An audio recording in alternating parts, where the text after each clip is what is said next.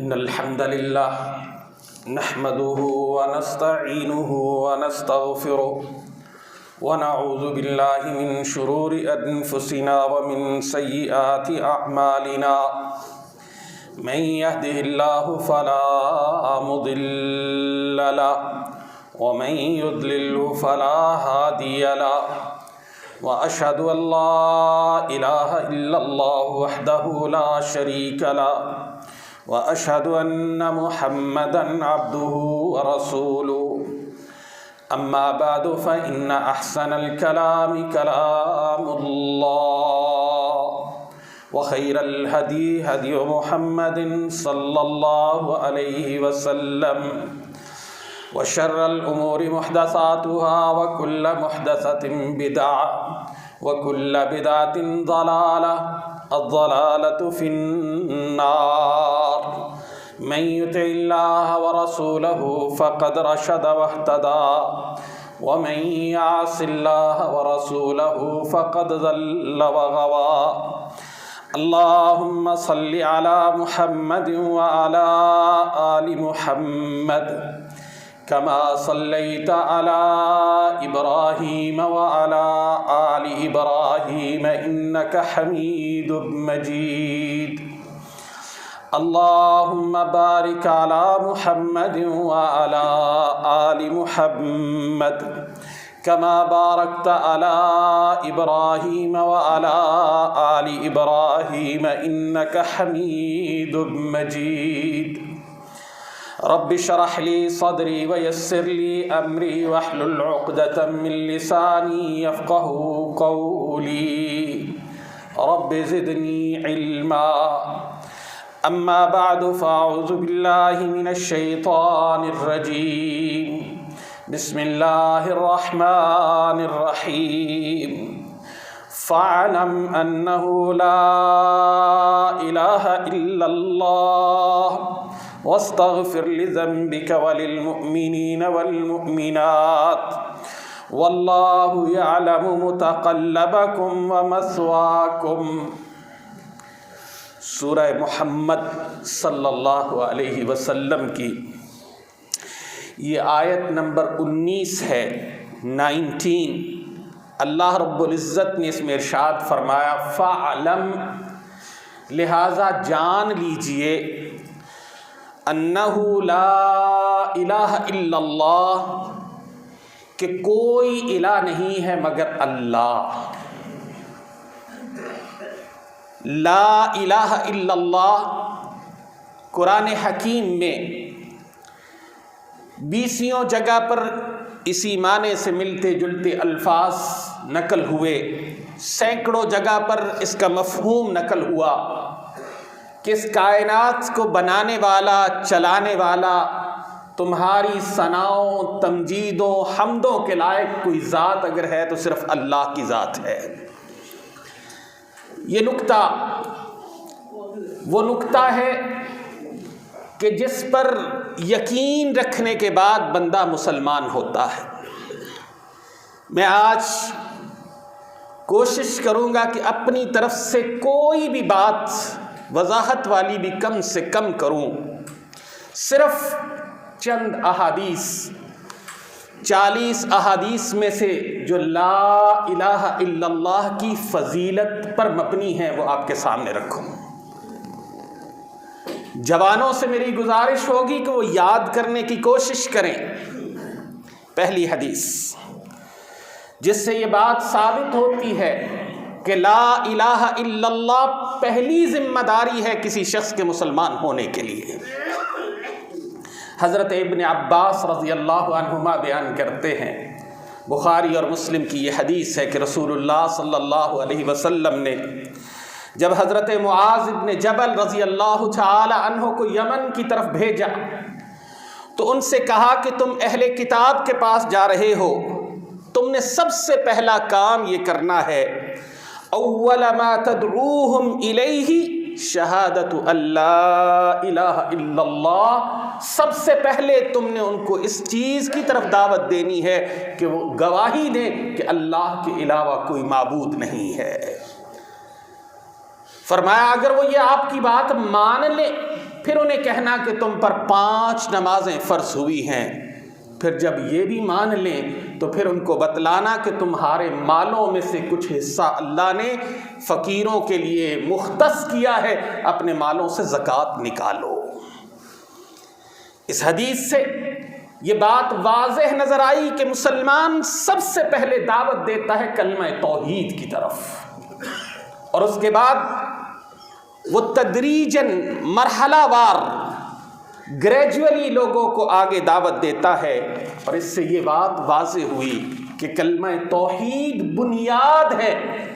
نماز سے پہلے، زکوٰۃ سے پہلے، یہ گویا کہ سرٹیفیکیشن ہے تمہاری قبولیت کی، کہ اگر لا الہ الا اللہ ہے تو نماز کا فائدہ، لا الہ الا اللہ ہے تو اس کے بعد تمہارے زکوٰۃ، صدقات، روزے اور باقی عبادات ہوں گی۔ دوسری بات، دوسری حدیث، ایک صحابی بیان کرتے ہیں کہ مجھے بنی مالک کے ایک بزرگ آدمی ملے، اور یہ روایت بھی امام احمد رحمہ اللہ نے اپنی مسند میں نقل کی ہے کہ بنی مالک کے اس شیخ نے مجھے بتایا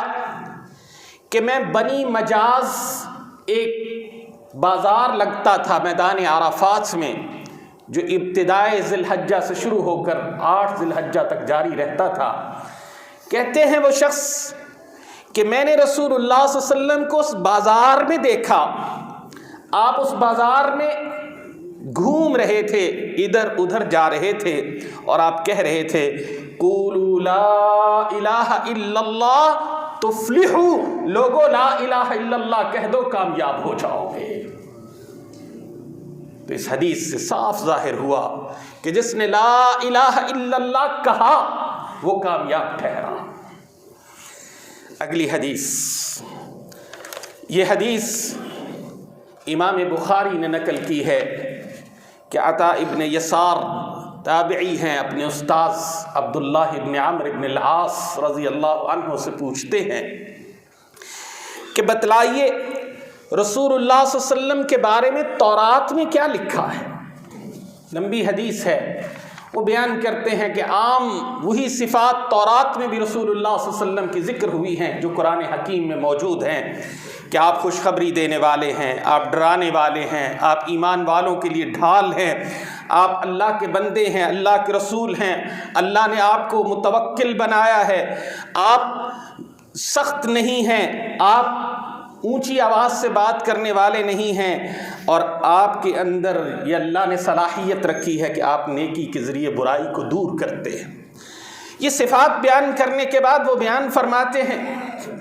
کہ تورات میں یہ بات لکھی ہوئی ہے کہ وہ ایک ٹیڑھی قوم کے پاس آئے گا رسول، اور انہیں آ کر ایک نسخہ کیمیا دے گا، بِأَن يَقُولُوا لَا إِلَٰهَ إِلَّا اللَّهُ، وہ قوم سے کہے گا لا الہ الا اللہ کہہ دو۔ تو جب وہ قوم لا الہ الا اللہ کہہ دے گی تو اس سے کیا ہوگا؟ وَيَفْتَحُ بِهَا أَعْيُنًا عَمْيَا، اللہ اس سے اندھی آنکھوں کو بینا کر دیں گے، وَآذَانًا صُمًّا، وہ جو کان سننے کی طاقت نہیں رکھتے اللہ انہیں سننے والا بنا دے گا، وَقُلُوبًا غُلْفًا، اور وہ دل جن کے اوپر پردے چڑھے ہوئے ہیں ان دلوں کو اللہ کشادہ کر دے گا۔ گویا کہ لا الہ الا اللہ آنکھوں کو بصیرت، کانوں کو سماعت، دل کو سمجھ اور فہم عطا کرتا ہے، یہ کلمہ اتنا بڑا ہے۔ اگلی حدیث سنیے کہ رسول اللہ صلی اللہ علیہ وسلم سے جب آپ نے بیان فرمایا، بخاری اور مسلم کی یہ حدیث ہے، آپ نے فرمایا کہ الایمان بضع و سبعون شعبۃ، ایمان کے 70 سے زیادہ شعبے ہیں، اس کے ڈپارٹمنٹس ہیں، اس کی قسمیں ہیں، اس کی انواع ہیں، اور پھر فرمایا فافضلها قول لا الہ الا اللہ وادناها اماطۃ الاذى عن الطریق، اس کا افضل ترین شعبہ وہ ہے یہ کہنا لا الہ الا اللہ، اور سب سے نیچے والا شعبہ فرمایا کیا ہے؟ راستے سے کوئی تکلیف دہ چیز ہٹا دینا، والحیاء شعبۃ من الایمان، فرمایا درمیان میں حیا بھی ہے جو کہ ایمان کے شعبوں میں سے ایک شعبہ ہے۔ تو گویا کہ اس حدیث سے صاف پتہ چلا ایمان کی سب سے اعلیٰ چیز جو ہے وہ لا الہ الا اللہ ہے۔ پانچویں حدیث جسے امام احمد اور امام طبرانی نے نقل کیا ہے، اور یہ حدیث ہمیں بالخصوص یاد رکھنے کی ضرورت ہے۔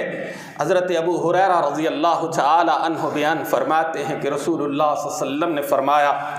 جددو ایمانکم، اپنے ایمان کی تجدید کیا کرو، اپنے ایمان کو ریوائز کر لیا کرو، رینیو کر لیا کرو، اس کی سروس کر لیا کرو۔ کیسے؟ کہا گیا صحابہ کی طرف سے کیف نجدد ایماننا، ہم اپنے ایمان کی تجدید کیسے کریں؟ فرمایا اکثروا من قول لا الہ الا اللہ، کثرت سے لا الہ الا اللہ کہا کرو، تمہارا ایمان خود بخود تجدید حاصل کر لے گا۔ تو لا الہ الا اللہ یہ وہ کلمہ ہے جس کی فضیلت کے بارے میں چند احادیث آپ کے سامنے رکھ رہا ہوں۔ ذخیرہ حدیث بھرا پڑا ہے، قرآنی آیات اس کلمے کی وضاحت پر میں کہتا ہوں ہزاروں کی تعداد میں موجود ہیں جو اس کی تفصیل بیان کرتی ہیں۔ صرف چند کو بھی اگر ہم نے سمجھ لیا، پلے باندھ لیا، تو انشاءاللہ کامیابیاں ہمارا مقدر بن جائیں گی۔ چھٹی حدیث سنیے، امام مسلم رحمہ اللہ نے اس حدیث کو نقل کیا۔ رسول اللہ صلی اللہ علیہ وسلم نے فرمایا امرت ان اقاتل الناس حتی یقولوا لا الہ الا اللہ، مجھے حکم دیا گیا ہے کہ میں لوگوں سے قتال کروں، جنگ کروں، میدان عمل میں اتر کے ان کو اسلام کی طرف لاؤں، حتیٰ کہ وہ یہ کہہ دیں کہ لا الہ الا اللہ، اس کائنات کے نظام کو رب کے علاوہ چلانے والا کوئی نہیں ہے، ثنا تمجید ہم تحلیل کے قابل اس کے سوا کوئی نہیں ہے۔ اور پھر فرمایا من قال لا الہ الا اللہ، جس نے لا الہ الا اللہ کہہ دیا کیا ملے گا؟ فقد عصم منی مالہ ونفسہ الا بحقہ وحسابہ علی اللہ، جس نے یہ کہہ دیا لا الہ الا اللہ، اس نے اپنی جان، اپنا مال، اپنا سب کچھ محفوظ کر لیا، باقی اس کا حساب اللہ پر ہوگا، اللہ اس کے ساتھ جیسا ماجرا کرنا چاہے۔ گو گیا کہ لا الہ الا اللہ وہ کلمہ ہے جس کو قائم کرنے کے لیے اللہ اپنے نبی کو حکم دیتے ہیں کہ آپ قتال کریں گے، اور جب یہ کلمہ قائم ہو جائے تو اس کلمے کے پڑھنے والوں کی پہرے داری کا حکم ملتا ہے کہ پھر آپ نے ان کے مال، جان، عزت، ہر چیز کی حفاظت کرنی ہے۔ ساتویں حدیث امام مسلم رحمہ اللہ اس کے راوی ہیں، رسول اللہ صلی اللہ علیہ وسلم نے فرمایا من قال لا الہ الا اللہ، یہاں وضاحت ملتی ہے اس حدیث میں، جس نے کہا لا الہ الا اللہ وَكَفَرَ بِمَا يُعْبَدُ مِن دُونِ اللَّهِ، اور اس نے ساتھ انکار کیا ان کا جن کی اللہ کے سوا عبادت کی جاتی ہے۔ چونکہ لا الہ الا اللہ کلمہ کہہ دینا کافی نہیں ہے، اس پر ایمان لانا ضروری ہے، اس لیے اس حدیث میں وضاحت آ گئی کہ جس نے لا الہ الا اللہ کہا اور اللہ کے سوا جن کی عبادت کی جاتی ہے ان کا کفر کیا، ان کا انکار کیا، تو کیا ہوگا؟ حرم مالہ ودمہ وحسابہ علی اللہ، اس کا مال، اس کا خون، سب چیزیں حرمت والی ہو گئی، کوئی ان کو پھر ہاتھ نہیں لگا سکتا، باقی اس کا حساب اللہ پر ہوگا۔ گویا کہ اس حدیث میں یہ وضاحت مل گئی کہ لا الہ الا اللہ کے ساتھ ساتھ یہ بھی کرنا ہوگا کہ معبودان باطلہ غیر اللہ کا انکار واضح طور پہ کرنا ہوگا۔ آٹھویں حدیث رسول اللہ صلی اللہ علیہ وسلم سے حضرت عبداللہ ابن عمر رضی اللہ عنہما بیان کرتے ہیں کہ رسول اللہ صلی اللہ علیہ وسلم نے فرمایا بعثت بالسیف بین یدی الساعة حتی یعبد اللہ وحدہ لا شریک لہ بِأَن يَقُولُوا لَا إِلَٰهَ إِلَّا اللَّهُ، فرمایا مجھے اللہ نے قیامت سے پہلے تلوار دے کر بھیجا ہے یہاں تک کہ لوگ ایک اللہ کی عبادت کریں۔ اور پھر حدیث میں آتا ہے کہ آپ نے وضاحت کی کہ ایک اللہ کی عبادت کرنے کا مطلب یہ ہے کہ وہ زبان سے کہیں لا الہ الا اللہ۔ گویا کہ نبی کی تلوار سے وہ بچے گا جس نے لا الہ الا اللہ کہہ دیا، ورنہ وہ عقاب کا اور اللہ کی طرف سے کسی سزا کا مستحق ٹھہرے گا۔ 9ویں حدیث، رسول اللہ صلی اللہ علیہ وسلم نے اسی بات کی وضاحت ہے ان احادیث میں۔ آپ نے فرمایا کہ کوئی بھی مسلمان جب کلمہ پڑھ لیتا ہے اور یہ گواہی دے دیتا ہے اللہ الہ الا اللہ، تو اس کو کوئی انسان قتل نہیں کر سکتا۔ جو قتل کرے گا وہ ابدی جہنمی بن جائے گا، جان بوجھ کر قتل کرنے والا اگر ہوگا۔ ایک ہے قتل خطا، اس صورت میں معافی ہے لیکن دیت کی ادائیگی اس صورت میں بھی لازم ہے۔ فرمایا سوائے 3 صورتوں کے، السیب الزانی، کہ وہ لا الہ الا اللہ کہنے کے بعد شادی شدہ ہونے کے باوجود زنا کرے، والنفس بالنفس، دوسری صورت یہ ہے کہ وہ کسی انسان کو قتل کر دے، اور تیسری صورت والتارک الدین والمفارق لجماعتہ، وہ شخص ہے جو دین کو ترک کر کے مسلمانوں کے خلاف بغاوت کر دے، مرتد ہو جائے اور مسلمانوں کے راز دوسری جگہ پہ جا کر دینے شروع کر دے۔ اس کے علاوہ فرمایا اس کا مال، اس کی جان، اس کی عزت اور اس کا سب کچھ مسلمانوں پر حرمت والا ہو جاتا ہے، کوئی اس کو ہاتھ نہیں لگا سکتا۔ یہ کلمہ وہ کلمہ ہے جو انسان کو انسان سے نکال کر مسلمان اور اس معیار کا بناتا ہے کہ اللہ کے ہاں اس کی قدر و قیمت اتنی بڑھ جاتی ہے۔ 10ویں حدیث سنیے، رسول اللہ صلی اللہ علیہ وسلم سے حضرت جابر بن عبداللہ رضی اللہ عنہ بیان کرتے ہیں کہ میں نے سنا آپ فرما رہے تھے افضل الذکر لا الہ الا اللہ وافضل الدعاء الحمدللہ، افضل ترین ذکر لا الہ الا اللہ ہے اور افضل ترین دعا الحمدللہ ہے۔ قرآن و حدیث میں پائے جانے والے ان اذکار اور نبی کریم صلی اللہ علیہ وسلم کی طرف سے بتلائی جانے والی یہ ساری چیزوں کے باوجود احمق ہے وہ شخص جو ان کو چھوڑ کر کہیں اور سے تلاش کرتا پھرتا ہے کہ جی مجھے مصیبت سے نکلنے کے لیے کوئی وظیفہ بتا دو۔ لا الہ الا اللہ سے بڑا وظیفہ اس کائنات میں کوئی نہیں ہے۔ فرمایا افضل الذکر، اور یقین مانیے جو نبی صلی اللہ علیہ وسلم کے بتائے ہوئے ان وظائف پر کھڑا ہو جاتا ہے وہ پھر مداریوں اور جگادریوں کے ہاتھ نہیں لگتا۔ یہ تو نہ جانے آپ کے ایمان کے ساتھ اور آپ کے ساتھ کیا کیا کھلواڑ کرتے ہیں، آپ کو کبھی پتہ ہی نہیں چلنے دیتے۔ اور بعض اوقات لوگ آتے ہیں بیچارے، انہوں نے ایسے کوئی وہ ورد اور اذکار اٹھائے ہوتے ہیں جن میں نہ عربی ٹھیک بلکہ بعض کو تو ایسی چیزیں دی ہوتی ہیں جن میں کفر لازم آ رہا ہوتا ہے۔ تو اس لیے رسول اللہ صلی اللہ علیہ وسلم نے بتلا دی افضل الذکر و افضل الدعاء، افضل ترین ذکر لا الہ الا اللہ ہے اور افضل ترین دعا الحمدللہ ہے۔ 11ویں حدیث سنیے، رسول اللہ صلی اللہ علیہ وسلم ایک مرتبہ رات کو سوئے ہوئے اٹھے، امام بخاری رحمہ اللہ نے اس کو نقل کیا، حضرت ام سلمہ رضی اللہ تعالی عنہ راوی ہیں، بیان کرتی ہیں کہ رسول اللہ صلی اللہ علیہ وسلم جیسے کسی چیز کو دیکھا اور دیکھنے کے بعد آپ یکدم سے اٹھے اور اٹھ کر کہنے لگے لا الہ الا اللہ ماذا انزل اللیلۃ من الفتن، آج رات کتنے فتنے نازل ہوئے ہیں۔ گویا کہ کہیں مشکل دیکھو تو سنت مطہرہ یہ ہے کہ لا الہ الا اللہ تمہاری زبان سے نکلنا شروع ہو جائے۔ اور پھر رسول اللہ صلی اللہ علیہ وسلم نے فرمایا کہ آج کے دن اللہ نے آسمان سے خزانے بھی بڑے نازل کیے ہیں، اور پھر کہا کوئی